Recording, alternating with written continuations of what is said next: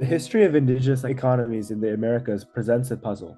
When Europeans first encountered indigenous peoples, they discovered societies with high standards of living, vast trading networks, and flourishing markets. But colonizers changed the rules of the game, and by the 20th century, most Indians had been forced onto reservations and saddled with institutions inimical to their customs and cultures, and incompatible with wealth creation. Rather than reading about the story in a history book, we get the chance to talk to two engineering graduate students, Kiara Billy and Alex Brunson, at the Colorado School of Mines. Both of these women are from a Native American background. The future of energy is about the First Nations as well. Hi, Kiara and Alex. Thank you so much for joining us on this episode of the Future of Energy podcast. We're so happy to have you guys here. Hi, Yeah, thank you for having us. yeah, thank you for having us. We'll just go ahead and jump in. Can you tell us a little bit about yourselves, and your background? What attracted you to your guys' field of engineering at the Colorado School of Mines? Take it away, Kiara. Okay. Well, yacht she kiar billy and shia at sit na jenny nishlet sanjikine bushes chin tora chini dashiche and tohana dashanele. Thank you for having me, and my name is Kiara Billy. I'm Dene, born for the Black Streak Wood Clan for the Cliftwell people, and my maternal grandfather is Bitterwater Clan, and my paternal grandfather is near the Water people. And so, what brought me to mines for electrical engineering was my mom. Both my parents are mines alumni. And so, of course, naturally, it would be my turn to eventually come to mines as well. My mom had me when she was 19, while my dad worked. And so he kind of deferred his degree so he could work and support me and my mother. And um, then later on, he got his degree, and then eventually I found my passion for engineering throughout the years. And my name is Alex, and I am Muskogee Creek, and I am from originally from Montana, and I was born in California, but I kind of moved all over the place. And before coming to mines, I worked for a water department in Granby, Colorado, in a small mountainous community.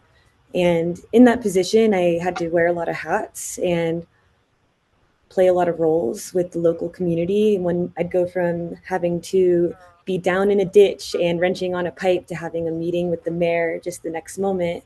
And I was meeting all of these engineers as we were building this new water department for the area through a large grant at the time. And as I was meeting these engineers, I was asking everyone, how did you get into your position? How did you find your position? Your life sounds so exciting in terms of your work. And I realized that I didn't have a degree or anything. I hadn't gone right to college. I was after high school. Where I went to high school is about 20 minutes east of Idaho and on the Canadian border. And there's not a lot of opportunity. So I feel like people become complacent and just adopt the idea that we're going to enter the workforce. But for me, I didn't know what that initially had looked like until I moved around some and bounced around. The attraction for Colorado naturally was the skiing and the outdoors. But I stayed once I found a passion, or I found like there was a path opening itself up to me. So I threw my hat in the ring, and having never stepped foot on a college campus, was going to school online and decided to apply to mines to transfer in. And I was initially applying for the hydrology department because that was my background. However, I found geophysics to be this space where there was a lot of intersection and opportunities of all these other disciplines and all these other ways to look at other disciplines. And so I completed my geophysical engineering degree at Mines after transferring in. And it wasn't easy because I was the first generation to go to boarding school or to go to college because my grandmother was in Indian boarding schools. And as a product of that, she gave up my father for adoption. And there's a large disconnect from that Native heritage. And my mom passed away. My mom is white, and she passed away when I was about 4. So I'd always had this tie to this Native culture. So when I was doing my master or doing my undergraduate, degree, I realized that I could find this space where was able to look at this intersection of geophysics and indigenous knowledge and cultural reclamation. And that's what led me to wanting to do my humanitarian degree with geophysics and looking at the underpinnings of indigenous oppression and how we can engage through geophysics as a tool towards reclamation and towards efforts of reconciliation as we're trying to move forward in this new chapter. Well, my question is more the first part is more geared towards Kiara. I think it's what is it meant to be the first recipient of the name scholarship? And then to the both of you, what are your career plans after graduation and how's it looking right now? Yeah, so being the first recipient of the name scholarship has been like very humbling for me. It's more than just to me, it's more than just a scholarship, because it's a symbol that like Indigenous students belong here in the technical fields as well. It's a reminder that we're not just participants, but we're also leaders and innovators and, knowledge holders. And it also feels like I carry a lot of responsibility with that, being the first recipient of the name scholarship. But I carry my community with me and everything that I do. And receiving this just reinforced, I guess, my commitment to making STEM more inclusive and equitable for everybody. But after graduation, I've accepted a full-time position already as a substation engineer. With Kiewit. I don't know if you guys know Kiewit, but they're a construction company. But my role focuses on like power infrastructure and energy delivery.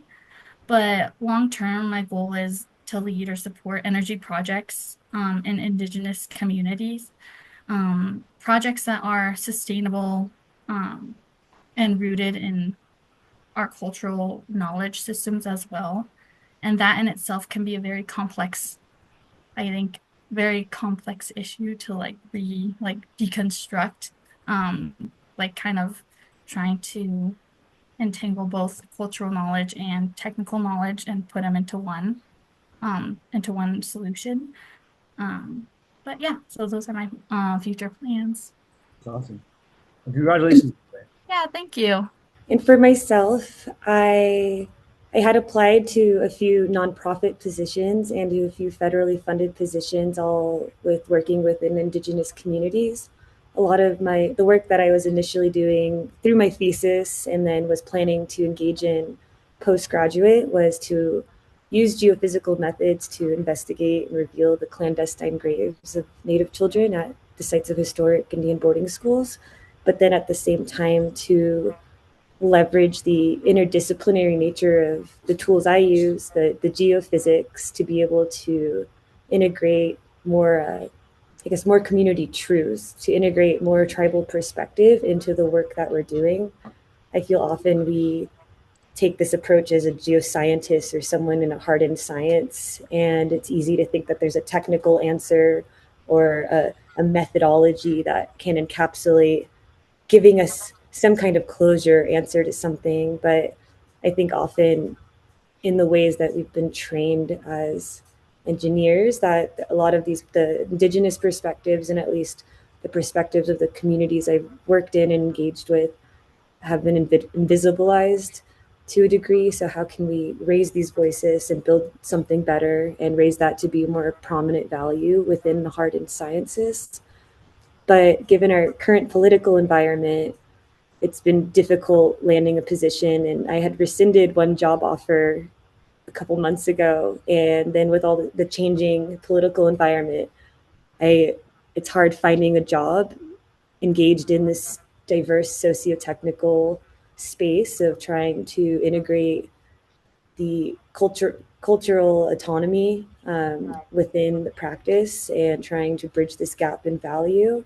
But I realized that, as Kiara was saying, so much of the drive and the passion of what I do is to try to bring that self-determination back into our tribal communities and back into our own communities. And in doing so, I've realized I'd be happier working as a student success coach for Native students. And I just finished working the last week, 15-hour days at the powwow, Denver March powwow every day.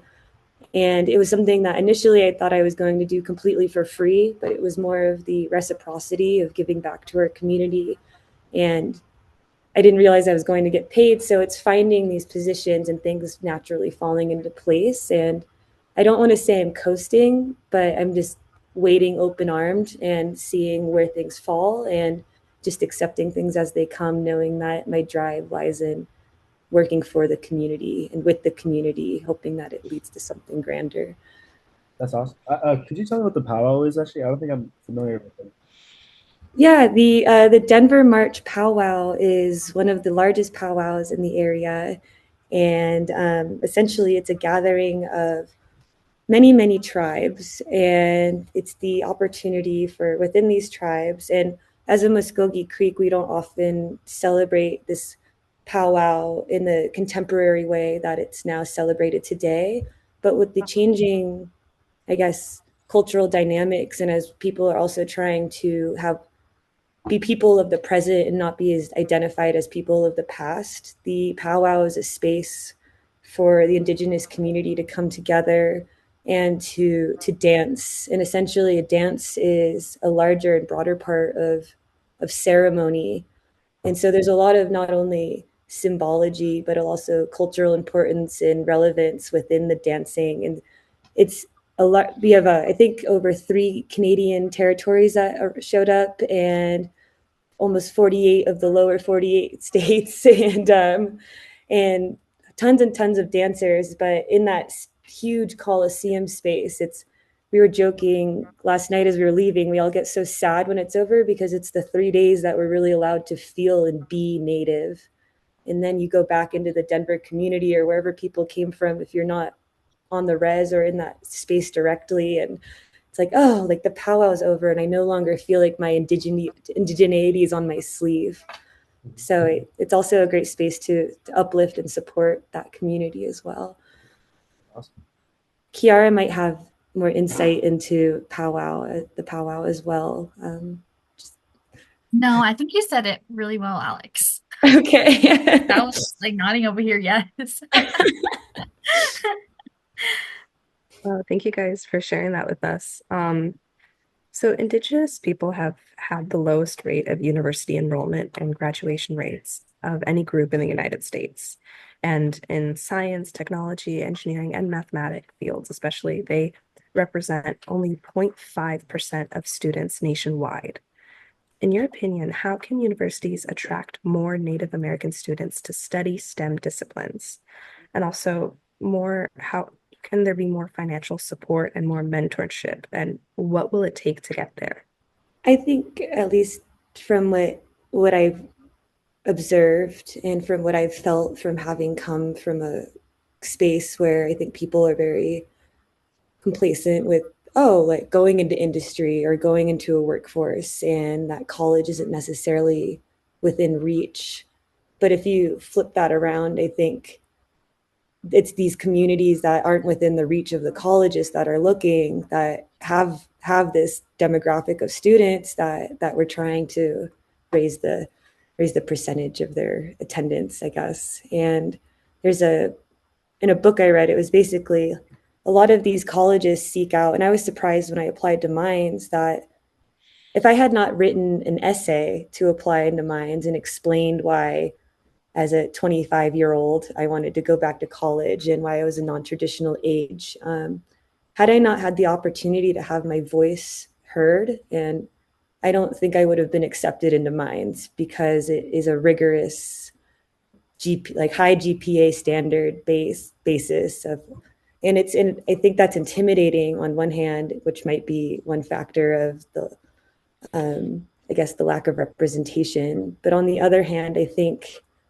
through that intimidation, there's a value difference between seeing someone in their own determination and their own drive for pursuing something that's new and then using that drive as like, hey, this is a human, just as a human as a whole, who has this objective and wants to meet that. But I think the university is also focused on the numbers and the GPA and the schools that have the numbers and keep them coming in. And I think it's because that's a targeted demographic, that we lose a lot of communities that don't have that reach or that recognition right out of the gates. Yeah, and adding on to what Alex said, I think, yeah, financial support is like absolutely essential. But I think even more essential would be like the cultural support at universities, because I think we as students need, we need to feel seen and heard and valued in those rigorous spaces, those rigorous academic spaces as well. And I think if, Indigenous students don't really see themselves, reflected in, the curriculum that we're learning, the faculty, or the research being done, I think it's hard to even just imagine yourself being there. With the mentorship is another piece, because representation matters. I think seeing other Indigenous engineers, scientists, and professors shows us that we belong, as well in those spaces. And I think that we also need mentorship that honors our whole selves, culturally, our identity, our stories, and that our mentors know our responsibilities to our own communities. And so, yeah. And then I also believe that outreach should start early, so middle school, even elementary school. So bringing STEM to the res in ways that are the reservation, the Indian reservations, in ways that are hands-on and culturally relevant, but also very joyful for the students. And I think showing students that engineering isn't just math and it's intimidating, like Alex was saying, but it's also building like water systems that we'll need, solar panels, and just overall community solutions. Because I know on my reservation, like I think there's lots of people don't have running water. They have to go to the windmill to get water for their animals and cattle. And I think it's just one of those things where you can bridge the gap between engineering and finding community solutions to make our lives easier, to make everyone's lives easier. Absolutely. I think you guys bring up a lot of wonderful points. Well, I was thinking that so certain Native American communities have a long history of working with energy, right? Fossil fuels, mineral developments. Two examples. I might be butchering the names, so sorry about that. But the Southern Ute tribe in Colorado and the Osage tribe in Oklahoma. Are we really seeing the indigenous groups benefiting from these projects? And what are some of the challenges that come up here? I think there's a history when it comes to the extraction of a natural resource or something that seems to be of capital value. And I think that there's also, given the history of not just these two tribes, but almost all Native peoples have been forced to be separated from their own ancestral lands and to sever their own ties with their own lands. And it's the product of this settler colonialism that's targeted these indigenous communities to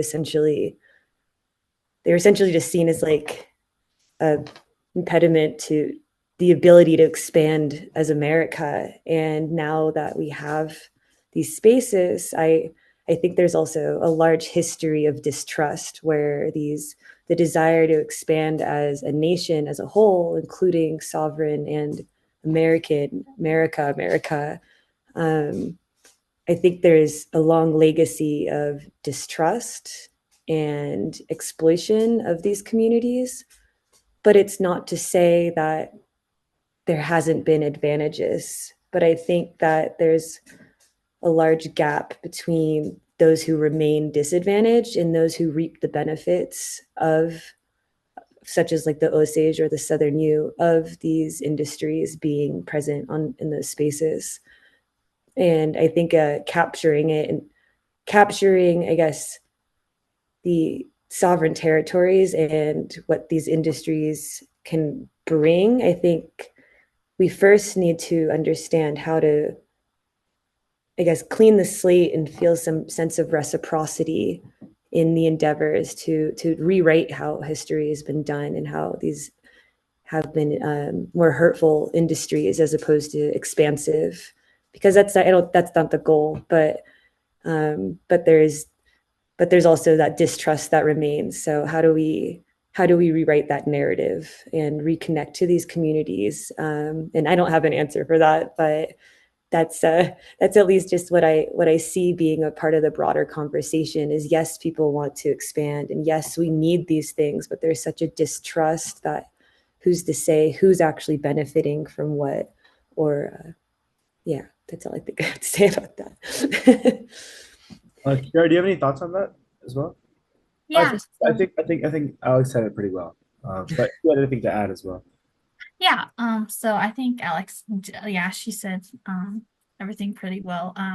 But you also have to think about like what Alex was saying about the history and how like many communities have been excluded from decision making or left to deal with environmental degradation and health consequences without, seeing lasting benefits. And that's where the whole distrust comes from. And even now it's still like that now, and I don't, in the future, I don't, well, I don't know if there's gonna be any, like, we'll trust now, but there has to be steps to gain that trust over time. And I think one of the challenges that we face is, like, how do we shift from like such extractive like projects um to like regenerative ones, and that's where, I think it all of the energy projects should be guided by, our indigenous knowledge. And um I think just applying, the whole concept for future projects means involving communities from day one, um, and just making sure that, there's like a long-term ecological, restoration plan, or reinvest, profits into education and health systems, or and centering cultural values and how, we measure a successful project or energy project. I think that flows actually really well into my next question, which was can the concept of a circular economy for sustainable development be applied to existing and future energy and mining operations around reservations in the US, but more specifically the Western US, where you guys are? Mhm. I think a lot of Native communities, at least, I think there's already a. Can you remind me of the wordage, the circular, or Circular economy. Yeah. the circular economy? I think that is fairly existent already in a lot of Native communities, just ingrained culturally. But um, I don't think it's limited to economic circularity. But I think a lot of the idea that there's a circular economy when it comes to compassion for your community, to your commitment to your land, to your commitment to reciprocity of how you treat those around you. And I think there's such an integral part of the Native identity that is tied to the land, that in capitalizing upon it in these extractive industries feels like severing that identity with your own space. And so it's, or being extractive or supporting something that's severing your connection to your own land. So I think that on the other side of things, those with the interest of building a circular economy, I think there needs to be a very clear definition of what that actually means to Western science and to Western development. So there was a recent study published in Nature Sustainability that found that 54% of mining projects globally are located on or near Indigenous peoples' lands. And in the United States, 79% of lithium, 68% of cobalt, and 97% of nickel, and 89% of copper reserves, and a lot of uranium resources in the United States are located within 35 miles of Native American reservations. With all the potential new mining projects being evaluated, are Native American voices being heard? And what kind of collaboration would you like to see happen with these projects?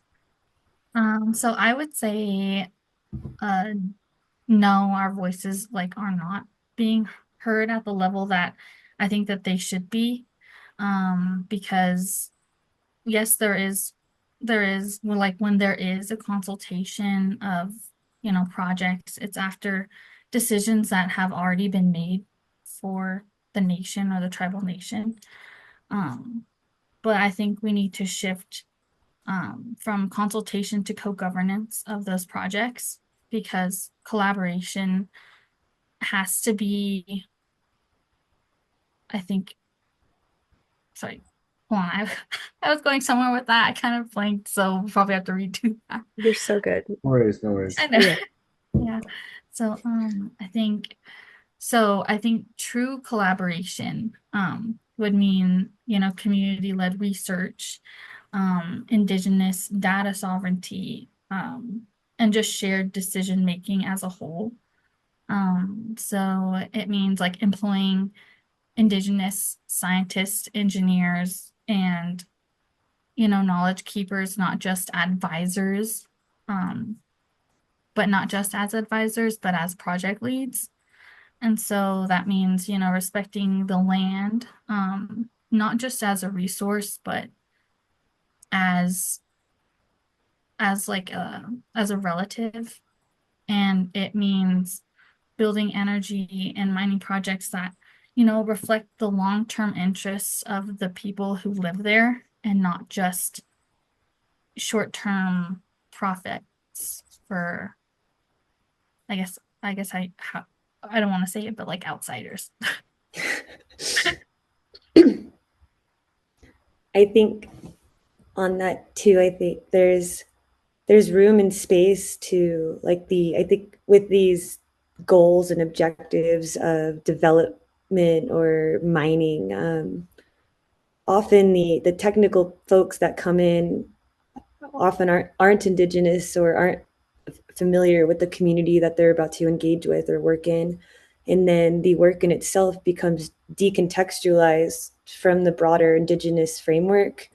And I think that there needs to be that shift in the perspective that the cultural framework of indigeneity has to be ingrained every step of the way. And I think that that then provides further autonomy and strengthens the indigenous narrative and these experiences to, I guess, restore and reclaim and rewrite how to better engage with one another. Well, Kiara, Alex, thank you very much for talking to us today. Before we leave, is there anything else you guys want to add, or anything that we forgot to talk about that you guys feel would be important to share with our audience?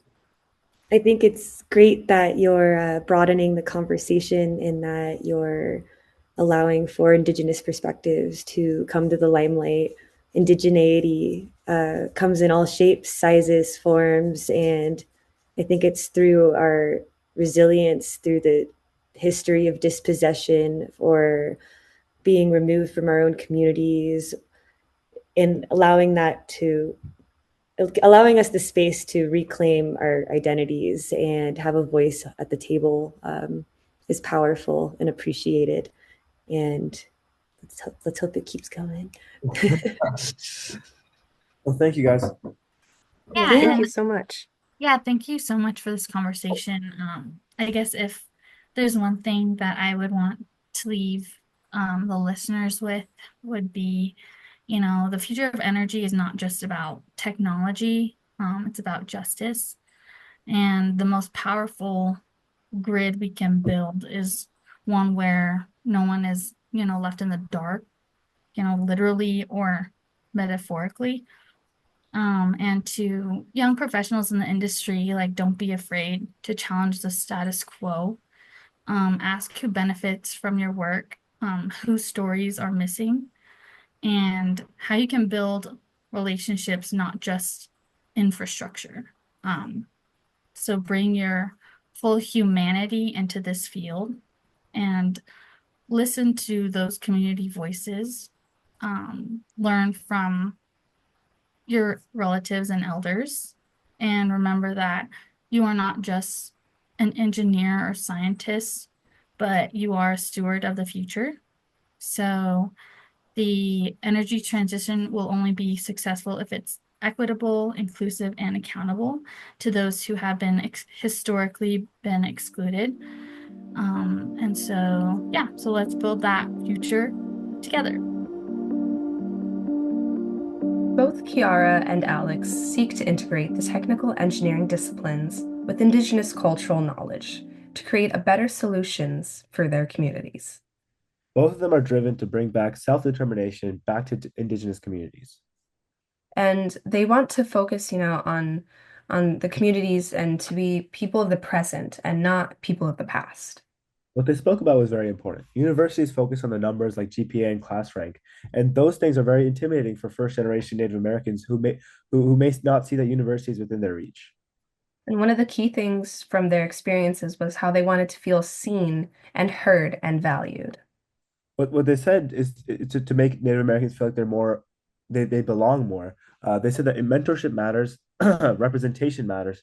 All these things are very important. And this also included outreach programs.